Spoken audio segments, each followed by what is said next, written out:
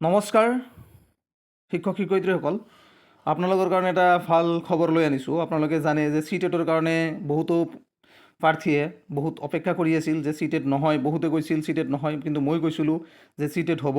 2026 চনত চিটেট হ'বলৈ গৈ আছে। তো আহক আমি ডাইৰেক্ট অফিচিয়েল ৱেবছাইটত চাওঁ। সেইটো চিটেট অফিচিয়েল ৱেবছাইটত আপোনালোকে লগ ইন কৰিব। তাৰপিছত চিটেট অফিচিয়েল ৱেবছাইটত যাব। তাৰপিছত ইয়াতে চাব চিটেট FEB ৰ'ব কি আছিল চিটেট FEB 2026 পাব্লিক নটিচ, ইয়াতে ক্লিক কৰিব। তাৰপিছত ইয়াতে এই নটিচটো চাব। তাৰপিছত ইয়াতে চিটেট অফিচিয়েল নটিফিকেশ্যন ডাউনলোড কৰিব। তাৰপিছত ইয়াতে PDF-টো অলপ সময় লাগিব, খোল খাব। ইয়াতে লিখা আছে চেণ্ট্ৰেল টিচাৰ এলিজিবিলিটি টেষ্ট, মানে চিটেট 8 ফেব্ৰুৱাৰী 2026 ছানডেত পেপাৰ 1 আৰু পেপাৰ 2 দুটা কণ্ডাক্ট হৈ যাব।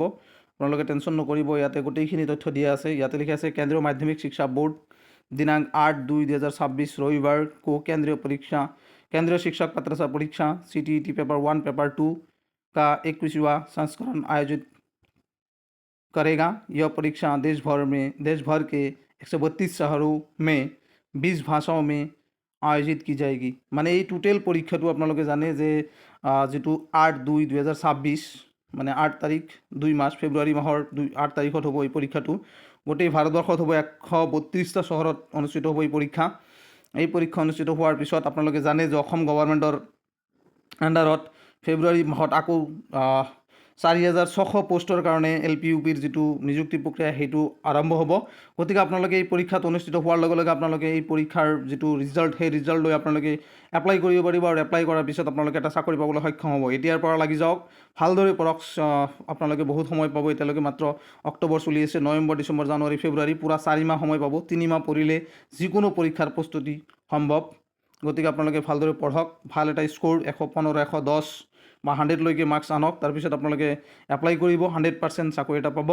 গতিকে 4,600 পোষ্ট আছে। BJP চৰকাৰ থকালৈকে, মানে 2026 চনলৈকে যিটো আমাৰ BJP গভৰ্ণমেণ্ট থাকিব, তাৰপিছত ইলেকশ্যন আছে। তো ইলেকশ্যনৰ আগলৈকে আপোনালোকে এই পোষ্টখিনি দিব আৰু এই পোষ্টখিনিত আপোনালোকে এলিজিবল হৈ যাব। আৰু যদি চিটেট পাছ কৰে তেতিয়াহ'লে এটা চাকৰি পাবলৈ সক্ষম হ'ব। এইখিনি আছিল এই ভিডিঅ'টোত।